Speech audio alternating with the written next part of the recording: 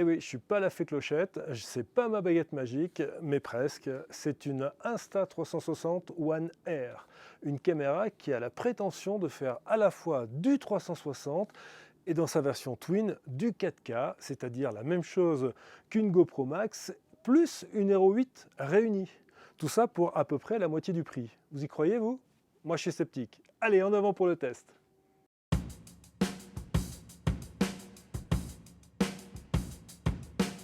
Alors l'essai de cette caméra, je devrais plutôt dire de cet ensemble de caméras d'Insta360, puisque j'ai acheté le module Twin qui propose à la fois la version 4K et la version 360. Il existe d'ailleurs un troisième module qu'on appelle le 1 inch, le 1 pouce, qui permet d'avoir une définition encore supérieure, au-delà de 5K. Et là, normalement, on devrait avoir encore une qualité supérieure. Malheureusement, pour l'instant, ce module n'est pas encore disponible. Quand il le sera, je ferai certainement un prochain test. Pour l'instant, on va donc se contenter de ces deux modules.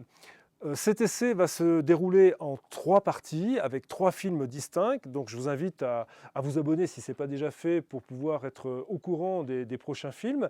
Le premier, celui que je vous présente aujourd'hui, ça va être un essai à la fois statique et dynamique des deux modules et une première analyse des images. Le deuxième sera consacré à une comparaison de la Insta360 One Air avec les deux caméras GoPro qui nous intéressent, à savoir la Max pour la version 360 et la Hero 8. Là, je pense que ça va être excessivement prenant parce qu'il va y avoir une comparaison image par image de la qualité de toutes ces caméras. On va voir laquelle relève la tête et remporte le défi. Enfin, il y aura une troisième partie qui nous permettra d'aborder le mode édition, que ce soit sur l'ordinateur ou sur le smartphone, à la fois du côté GoPro et aussi du côté Insta. On vérifiera si les deux logiciels sont parfaitement identiques dans l'utilisation et si on arrive à faire les mêmes choses avec la même qualité. Donc, 3 films, 3 parties. Je pense que ça va vous donner une bonne idée de ce qu'on peut faire avec cet Insta360 face, non pas au Challenger, mais à celui qui domine totalement le marché, à savoir GoPro avec la Max et la Hero 8. Alors pour être tout à fait honnête avec vous, je dois bien vous avouer que j'ai commencé ces tests de l'Insta360 One Air par des tests en situation, en ski, avec une lumière très diffuse, un ciel un peu couvert, et j'ai retrouvé une image de la One Air très plate, avec très peu de contraste, presque à l'idée de ce que l'on peut avoir lorsqu'on filme en log, sans avoir post-traité l'image. Bon, le post-traitement lui-même n'était pas forcément simple, d'autant que le logiciel d'Insta d'édition, qui permet, grâce à une encoche Color Plus, d'augmenter la saturation et le contraste, ne me plaît pas beaucoup et surtout il est très très long à l'editing. C'est vraiment incroyable, il faut à peu près 10 fois le temps du rush pour éditer avec le Color Plus. Bref, donc j'étais un peu déçu par la One Air. Et puis, j'ai repris cette caméra en compagnie des différentes GoPro que je possède également et j'ai commencé mon introduction, comme je fais pour tous mes films, en utilisant de nouveau la One Air. Et là, en plein soleil, en statique, je dois avouer que la caméra m'a un peu surpris, il faut être tout à fait honnête. Et en particulier sur les tons chers, c'est vraiment quelque chose qui est vraiment très juste, plus que la GoPro, qui a tendance un petit peu à jaunir et à saturer un petit peu trop le visage, y compris en mode dessiné-like. Là, l'Insta, par contre, était, à mon sens, plus juste. Vous voyez, donc il y a vraiment des nuances à apporter, ne pas avoir un jugement à l'emporte-pièce trop rapide et bien décortiquer cette caméra. On va faire ça ensemble, tout à fait calmement, tranquillement et justement.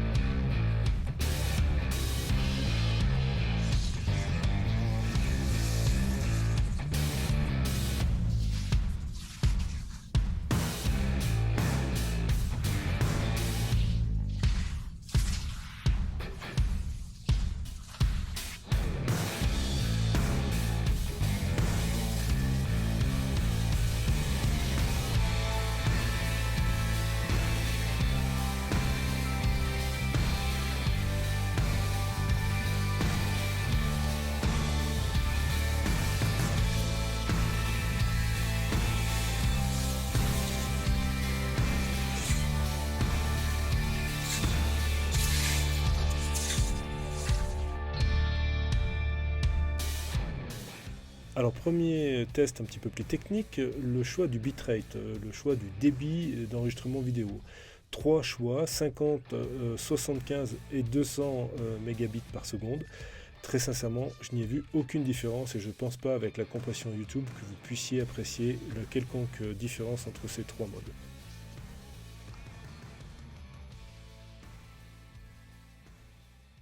On va descendre donc cette partie de la combe des arriérés qui part presque du départ de la Vélière étant tout là-bas sur notre gauche, la petite croix.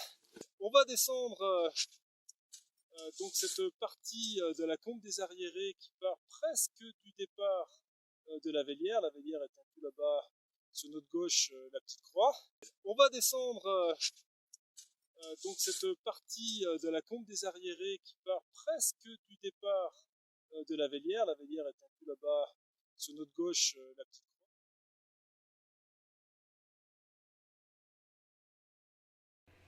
Pour cet essai suivant, trois séquences identiques. La première, elle est brute, sans modification. La deuxième avec Color Plus, modification de colorimétrie et un petit peu de HDR proposé par Studio. Et la troisième avec une modification que j'ai réalisée moi-même. On va voir par la suite, avec des images côte à côte, que sur les paysages, on va dire que le Color Plus fonctionne à peu près. Par contre, dès qu'on a des couleurs plus vives, en particulier tout ce qui est rouge, orange, jaune, etc., c'est vraiment une cata, c'est vraiment extrêmement saturé, beaucoup trop à mon goût. Bon, après, chacun voit un petit peu comme il le souhaite, mais je trouve que quand même une image plus plate de départ et ensuite retoucher soi-même permet d'avoir vraiment de bien meilleurs résultats que quelque chose qui est un petit peu artificiel, beaucoup trop gonflé, éventuellement sur des smartphones, mais dès qu'on prend un écran un petit peu plus grand, c'est vraiment pas bon. Alors passons, si vous le voulez bien, à l'analyse de la stabilisation. Alors, il faut bien comprendre quand même que ces caméras, ces action cam, ces caméras d'action, sont par essence destinées à être fixées dans des endroits assez remuants, parfois même un petit peu curieux et insolites, et il faut que le système de stabilisation remplisse parfaitement son office. En l'occurrence, pour l'Insta360 One Air, c'est tout à fait le cas. C'est très bon, surtout avec le module 360. Je me suis même amusé, vous le voyez à l'image, à réaliser un certain nombre de petits ralentis. Le bitrate supérieur permet là aussi d'avoir une image, je dirais plutôt de assez bonne qualité, même si on n'est pas sur du 120 images par seconde, bien sûr, mais il n'y a pas trop de saccades. C'est meilleur que la Max de ce point de vue-là. Et si on revient à la stabilisation, avec le module 360, c'est très bon, comparable à peu près à ce que l'on peut avoir avec une GoPro Max.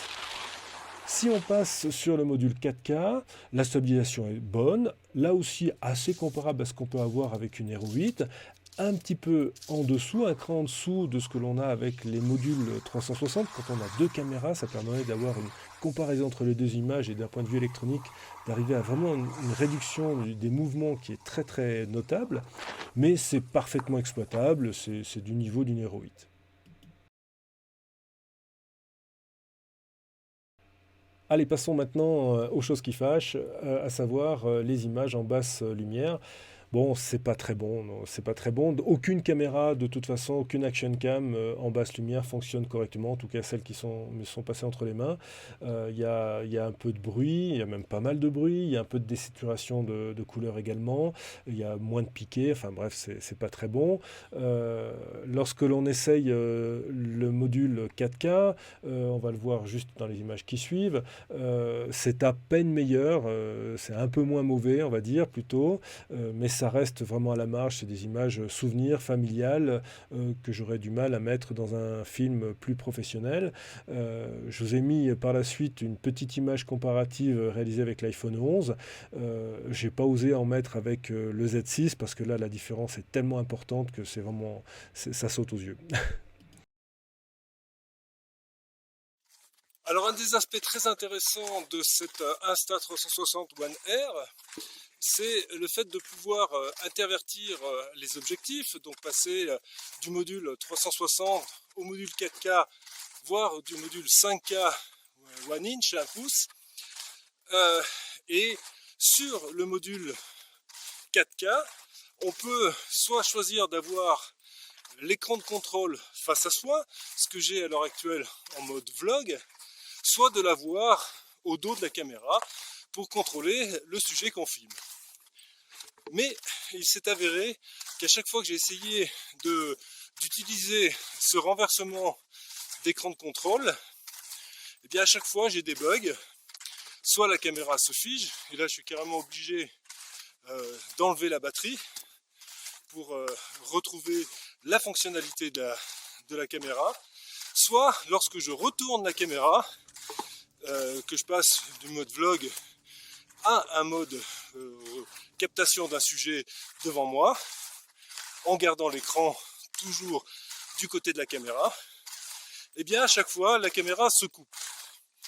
Ce qui n'arrive pas lorsque j'ai l'écran de contrôle, non plus à côté de l'objectif, mais bien derrière, et que je visualise ce qui est en face de moi pour vérifier ce que je filme.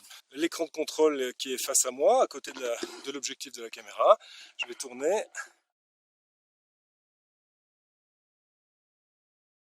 Voilà, désolé pour cette interruption, mais il s'est repassé exactement la même chose, à savoir que lorsque j'ai voulu passer du mode selfie, du mode vlog avec l'écran de contrôle à côté de l'objectif de la caméra pour bien voir ce que je filmais, et j'ai voulu retourner la caméra, faire un 180 pour la caméra, et bien avec l'écran de contrôle dans cette position là, j'ai encore eu cette coupure intempestive. Ce qui pour l'instant n'est pas arrivé lorsque l'écran de contrôle n'est plus à côté de l'objectif de la caméra, mais bien à l'arrière, pour filmer des sujets qui sont devant soi. Alors j'ai été un petit peu surpris de constater un certain nombre de défauts de stitching, d'assemblage des deux caméras dans le module 360. Ça se traduit par des barres obliques dans l'image avec des ruptures de colorimétrie ou parfois même des défauts géométriques comme on va le voir là sur l'accroche du télésiège.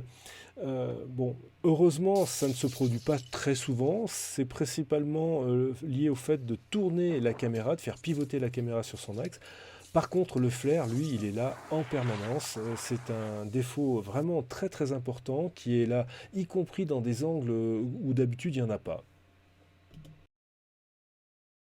Alors il y a aussi de nombreux aspects pratiques sur l'Insta360 que j'aime beaucoup, comme ce tout petit cache en caoutchouc qui a l'air de rien, mais qui est vraiment très pratique à mettre et à enlever, qui protège bien les deux lentilles du module 360. C'est bien pensé. Dans la même veine, la cage qui entoure la caméra est très facile à mettre et à enlever, beaucoup plus que les GoPro 5, 6, 7 et consorts. On n'a vraiment pas besoin de s'abîmer les doigts, c'est facile, c'est pratique, là aussi, bien pensé, bravo Insta. En conclusion, que dire de cette caméra? Eh bien, d'abord qu'elle est bien née, que c'est très intéressant, qu'elle est très modulaire et que c'est la première à pouvoir permettre de changer la tête d'objectif et de pouvoir passer du 360 au 4K, voire à 1 pouce. Donc ça, c'est vraiment très très bien. Alors maintenant, il y a pas mal de choses à perfectionner. J'attends beaucoup des mises à jour à venir. L'édition, surtout en utilisant encore plus en mode 4K, c'est beaucoup trop long. Pas pouvoir lire le 4K direct en sortie de carte comme une Hero 8, là, ça va pas non plus. Par contre, la colorimétrie est très bonne, la stabilisation aussi, et puis c'est une vraie économie par rapport à une Hero 8 et une Max. Allez, la suite, ça va être dans les prochains films, les vraies comparaisons avec les GoPro, et puis je compte sur vous. À très bientôt, ciao.